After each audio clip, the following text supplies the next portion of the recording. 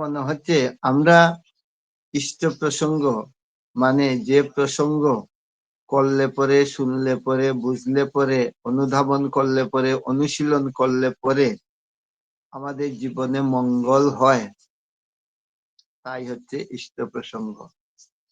সেই প্রসঙ্গে মনে পড়ে শ্রী শ্রী ঠাকুরকে একজন দাদা জিজ্ঞেস করেছিলেন যে ঠাকুর, আমরা তো শান্তি সুখ চাই, মঙ্গল চাই, কিন্তু হয় না কেন?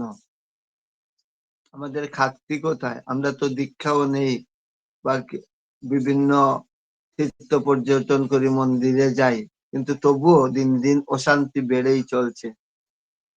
শ্রী শ্রী ঠাকুর বলেছিলেন যে দেখো, আকাঙ্ক্ষার পুণ্যপুতিতে আছে, আকাঙ্ক্ষার নিবৃত্তি চাই। আকাঙ্ক্ষা যার যত বেশি, কামনা বাসনা, তার জীবনে অশান্তি, দুঃখ, বিপর্যয়, বিপদ অতি অবশ্য আসবেই আসবে। কাজেই কামনা বাসনার ঊর্ধ্বে যেতে হবে। তাই পুণ্যপুতিতে ঠাকুর বললেন যে আকাঙ্ক্ষার নিবৃত্তি চাই। সেটা আমরা জানলাম, আকাঙ্ক্ষার নিবৃত্তি চাই, সেটা হবে কিভাবে? ঠাকুর বললেন যে যখনই তুমি তোমার ভিতরে যে আত্মারূপী অমৃত আছে, স্বামী বিবেকানন্দ বলতেন অমৃতস্য পুত্র, আমরা অমৃতের সন্তান। সেই অমৃতটা হচ্ছে আত্মা। আত্মারূপী অমৃতটা আছে, সেই আত্মাকে যখন জানবে, সেটা অনুভব করতে পারবে মন প্রাণ দিয়ে, তখনই মানুষের আকাঙ্ক্ষার নিবৃত্তি হয়। এছাড়া কিন্তু সম্ভব নয়।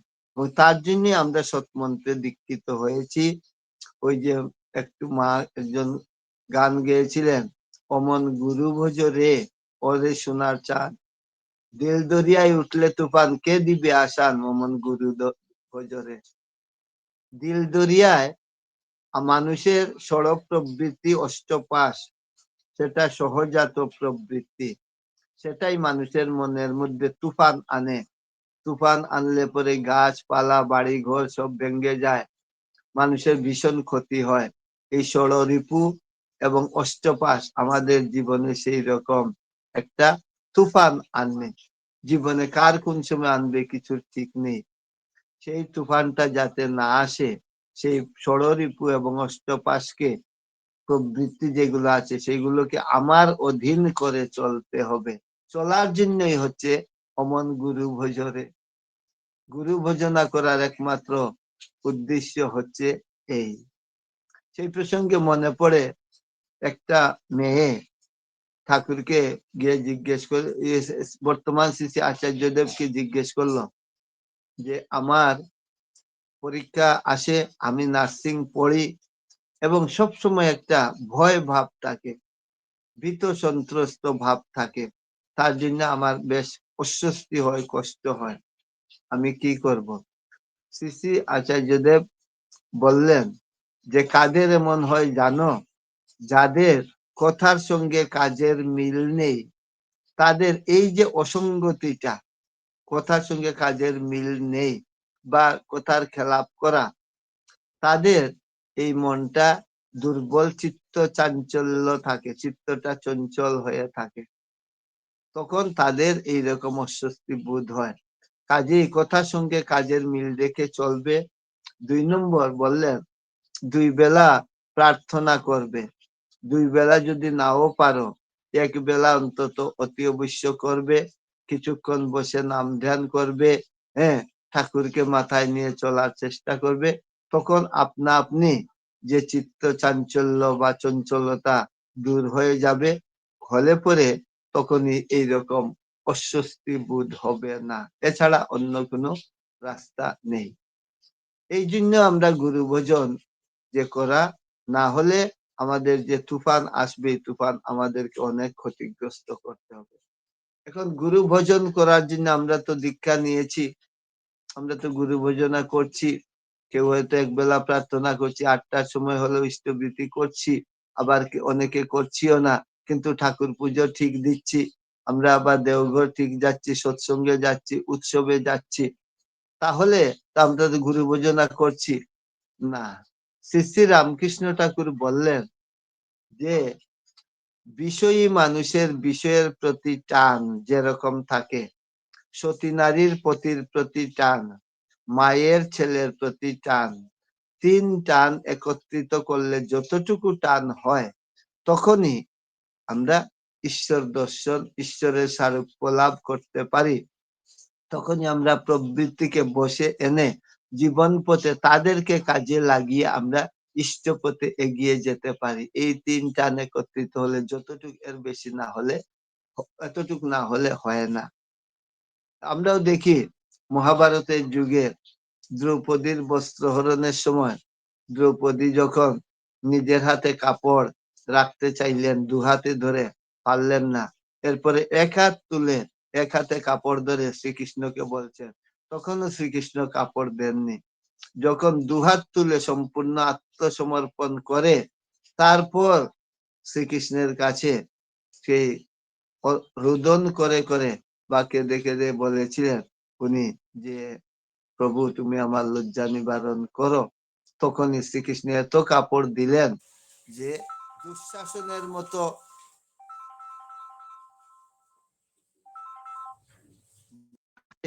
হাতির বল সে পর্যন্ত পরিশ্রান্ত হয়ে গেল, কিন্তু কোন সময়? সম্পূর্ণ আত্মসমর্পণ। তাই গুরু ভজনা বা আমরা ঠাকুরকে ধরেছি এইরকম সম্পূর্ণরূপে আত্মসমর্পিত, অর্থাৎ যজন যাজন ইষ্টবৃত্তি, উষা নিশায় মন্ত্র সাধন, চলাফেরায় জপ, যথা সময় ইষ্ট নির্দেশ মূর্ত করাই তপ, মানুষ আপন টাকা পর যত পারিস মানুষ ধর, মাছ মাংস খাসনি আর পেঁয়াজ রসুন মাদক ছাড়, এইগুলো যথাযথভাবে পালন করা। এই যে আগে বললাম, ঠাকুর বললেন যে আত্মারূপ অমৃতকে জানা এবং অনুভব করা। স্বামী বিবেকানন্দ বলতেন অমৃতস্য পুত্রা, আমরা অমৃতের সন্তান, আমরা অমৃতের সন্তান। কিন্তু অমৃতকে মন্থন না করলে, সমুদ্র মন্থন করে অমৃতকে বের করা হয়েছিল, মন্থন অতি অবশ্য করতে হবে। দুধের মধ্যে মাখন থাকে, কিন্তু দুধকে উত্তম রূপে যদি আমরা মন্থন না করি তাহলে দুধের মধ্যে মাখন আসে, কিন্তু সেই মাখন আমরা পেতে পারবো না। সেই রকম এই যে বীজ নাম পেয়েছি, শ্রী শ্রী ঠাকুরের ভাবাদশ সম্যক গ্রন্থাদি পাঠ, দুই বেলা প্রার্থনা রয়েছে, ডিপি ওয়ার্ক রয়েছে, এইগুলো হচ্ছে মন্থন করে আমাদের ভিতরে যে মাখন আছে, অমৃত আছে, সেটাকে বের করে আনা। তারপর আমরা সেটাকে পান করব। পান করলে আমরা হরির নাম সুধা পান করো রে, তখনই আমরা অমৃতকে পান করতে পারবো, জীবনটা অমৃতময় হয়ে উঠবে। কিন্তু চলন ছাড়া চরণ পূজা, আমরা যে তথাকথিত পূজা অর্চনা করি ফুল তুলসী আর গঙ্গা জলে, যতই করো পূজা অর্চনা ফুল তুলসী আর গঙ্গা জলে, অনুশীলনী কৌশল ছাড়া ফল হয় না কোনো কালে। অনুশীলনী কৌশলী হচ্ছে এই যে বললাম উষা নিশায় মন্ত্র সাধন। ঠাকুর বললেন, আলোচনা প্রসঙ্গে আছে যে ঘুমানোর আগে অন্তত 8 ঘন্টা, ঘুম থেকে উঠে অন্তত 8 ঘন্টা নাম ধ্যান করতেই হবে। অন্তত ঘুম থেকে উঠে অন্তত 8 ঘন্টা নাম ধ্যান করে তারপর অতি প্রত্যুষে কর্মারম্ভে ইষ্টভৃতি করা, ইষ্টের ভোগের জন্য, ঠাকুরের ভোগের জন্য ইষ্টার্ঘ্য নিবেদন করা। সেই প্রসঙ্গে শ্রী শ্রী বরদা একজন দাদাকে বলেছিলেন যে ইষ্টভৃতি করো। দাদা বলে করি, বলেছিলেন করার সময় চোখে জল আসে, বলতেন যে না, বললেন না চোখে জল আসতে হয়, আগে যদি নাম ধ্যান করো তাহলে একাগ্রতা হবে। একাগ্র চিত্তে যখন ইষ্টভৃতির অর্ঘ্য নিবেদন করবে, হে দিন দুনিয়ার মালিক, তোমার ভোগের জন্য এই সামান্য অর্ঘ্য দিলাম, দয়া করে গ্রহণ করো।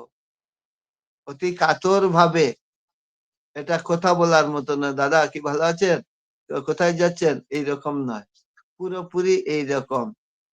অন্ন জল গ্রহণের পূর্বে শত অনুজ্ঞা পাঠ করা, আগে নাম ধ্যান করা, ইষ্টভৃতি করা, সেগুলো সমন্বয় যদি না থাকে তাহলে গুরু ভজনা হচ্ছে না। সাধন এবং ভজন, ঠাকুর বললেন সাধন ভোজন নয় শুধু চোখ বুজে থাকা, সন্ন্যাসী নয় শুধু ছাই ভস্য মাখা। বললেন এবার আমি ঘরে থাকা সন্ন্যাসী চাই, চাই ওরে চাই প্রেমিক নিতাই, বনের সন্ন্যাসী আর নাহি চাই। এই হচ্ছে শ্রী শ্রী ঠাকুরের ভাবাদর্শ। মনকে সম্যক প্রকারে ন্যস্ত করে রাখার নাম সন্ন্যাস। সব প্রবৃত্তি রত থাকে ইষ্ট কার্য লয়ে, সেই তো যোগী সেই তো সন্ন্যাসী কাল নত তার ভয়ে। সব প্রবৃত্তি ওই সত্যের যে নীতির মধ্যে আছে, যে প্রবৃত্তি তোর যখন যেমন যেভাবেই উকি মারুক, ইষ্ট স্বার্থ প্রতিষ্ঠাতে ঘুরিয়ে দিবি তার সে ঝোঁক। এই যে প্রবৃত্তির ঝোঁকটাকে ইষ্ট স্বার্থ প্রতিষ্ঠার দিকে, এই ঝোঁকটা আমাকে করে দিতে হবে। তাই শ্রী শ্রী আচার্যদেব একজনকে বলেছিলেন, এই আলোচনা পত্রিকায় বেরিয়েছে, যে তোমার যে ঝোঁকটা যেদিকে বেশি, তোমার কর্মফল তদ অনুযায়ী হবে। তোমার চলা বলা আচার আচরণ, এবং সেটা তোমাকেই নিয়ন্ত্রিত করতে হবে, তোমাকেই ঠিক করতে হবে যে আমি কি করব, কি চাই। চাওয়া অনুসারে চাওয়াটাকে পাওয়ায় পর্যবসিত করতে হলে কি কি করতে হবে, ঠাকুরের সব বিধান দেওয়া আছে। সেইগুলো অনুসারে যখন চলবো, সেটা কাজে আমার উপর নির্ভর করছে আমার কর্মফল। আর আমাদের সব থেকে বড় সুবিধা, আমরা অজুহাত দিয়ে সব ঠাকুরের ইচ্ছায় করছি, আমার ইচ্ছা মতো করছি, সব ঠাকুর যেভাবে করাচ্ছেন দাদা সেইভাবে করছি, আমার কি কোনো ক্ষমতা আছে এইসব বলি। আর বাকি সব কাজ কিন্তু করি আমার ইচ্ছা অনুযায়ী। তাই ঠাকুর সতর্ক করে দিয়ে বললেন, ঈশ্বরের ইচ্ছা আলাদা কিছু না, ঈশ্বরের ইচ্ছা আছেই সবাই ভালো থাকুক। উনি বিধান দিয়ে দিয়েছেন, সেই বিধান যে পালন করবে, বিধির বিধান মানবি যত, কেটে সেটে ফল পাবি তত। ঈশ্বরের ইচ্ছা তেমনি হবে যেমনি চলবে তুমি, ফসল ফলন তেমনি হবে যেমনি উর্বর জমি। কাজে ঈশ্বরের ইচ্ছা বলে বলে আমি করলাম না, আমার ইচ্ছা মতো চললাম ঘুরে বেরিয়ে, এটা হচ্ছে তথাকথিত অভ্যস্ত সংস্কার অনুসারে যে ধর্ম করা, সেটার রকম হচ্ছে এই। ঠাকুর এসে সেটাকে বদলে দিলেন। ঠাকুর বললেন মানুষের আকাঙ্ক্ষিত মঙ্গল থাকে মানুষের অভ্যস্ত সংস্কারের অন্তরালে। আর পরম পুরুষের সংস্কার ছাড়া যা কিছু সবই বন্ধন। পরম পুরুষের সংস্কার কি? জগন্নাথের হাত নেই, চোখ রয়েছে খোলা। জীবননাথকে বাদ দিয়ে তুই জগন্নাথকে দেখতে গেলি, জীবননাথই যে জগন্নাথ অহংকারে দেখতে না পেলি। এই জীবননাথ জগন্নাথ হচ্ছেন পরম দাস শ্রী শ্রী ঠাকুর অনুকূল চন্দ্র, এই যুগের যুগ পুরুষোত্তম। চোখ দিয়ে দেখছেন, জগন্নাথের চোখের পাতা নেই, সব সময় 24 ঘন্টা অতন্দ্র প্রহরীর মতো দেখছেন আমরা কি করছি। হাত নেই, হাত দিয়ে দেবেন না, ওনার নীতিবিধি দিয়েছেন, তা আমাকে পালন করতে হবে। যেমন দেখা যায় নদীর উপরে হাওয়া রয়েছে, নৌকা যাবে, পাল তুলতে হবে আমাকে, হাওয়া তো ঈশ্বর দিয়ে দিয়েছেন, পাল ঈশ্বর তুলে দেবেন না। আমি সেই বাঁশের খুঁটির মধ্যে বা যেভাবেই হোক একটা পাল তৈরি করে সেটাকে বেঁধে রাখবো, হাওয়াটা যাতে পালের মধ্যে লাগে, তখন আমার নৌকাটাকে তাড়াতাড়ি এগিয়ে নিয়ে যাবে। কাজে আমরা বললাম যে ঠাকুর তো সব দিয়েছে, ঠাকুরের দয়ায় সব হবে, এইসব বেলকিবাজি বা শ্রী শ্রী ঠাকুরের ভাবাদর্শ বা সৎসঙ্গের ভাবাদর্শ নয়। ঠাকুর বললেন you must finish your case, এবার না হয় আবার ঘুরে আসতে হবে। তুমি যত দীক্ষা নিয়ে ভাবছো তুমি সবই হলো সবই হলো, তা নয় তা নয়, কিন্তু যদি বিধি মাফিক না চলো, বাঁচতে হলে বাঁচার বিধান মেনে তোমায় চলতেই হবে, নইলে বাঁচন বাঁচবে না রে, নইলে বাঁচন বাঁচবে না রে, নিছক জাহান্নবেই যাবে। বাঁচার বিধান কি? ঠাকুর যা যা দিয়েছে সবগুলো একটু নাম করলাম আর প্রার্থনা করলাম, তাহলে বাঁচার বিধান না? চলা বলা কথা বলা সবকিছুর নিয়ম কানুন বিধান সব ঠাকুর দিয়েছেন। মানুষকে ভালোবাসা, প্রত্যেককে বললেন যে সর্বভূতে আত্মদর্শন যখন হবে, তখনই মানুষের ভিতর থেকে হিংসা যাবে, সে অহিংস হবে। তখনই হিংসা বিদ্বেষ এইসব যাবে, তখনই মনটা নির্মল হবে, চক্ষু নির্মল হবে। তাই সত্যাবিষ্ণু বললেন তোমার মন যত নির্মল হবে চক্ষু তত নির্মল হবে, জগৎটা তোমার কাছে নির্মল হয়ে বেশে উঠবে। মনীষীরা বললেন try to be transparent, then you will be the window through which you can see the world. Try to be transparent. তোমার ভিতরে স্বচ্ছতা থাকতে হবে, সততা থাকতে হবে। যদি থাকে, অহংকার থাকলে হবে না, কালিমা থাকলে হবে না।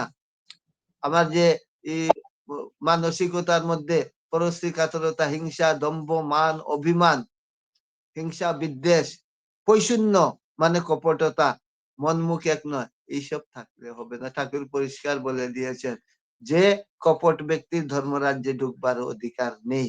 যাই হোক, এইসব হচ্ছে মূল জিনিস। আমার সময় হয়ে গেছে, আমি এই বলে শেষ করব। আমরা এইগুলো করার মাধ্যমে এবং যত মানুষের কাছে যাব, অন্য বাঁচায় নিজে থাকে ধর্ম বলে জানিস থাকে, ডিপি ওয়ার্কের মাধ্যমে যত যাব মানুষের সঙ্গে ভালোবাসার সম্পর্ক তৈরি হবে, ভালোবাসতে শিখবো।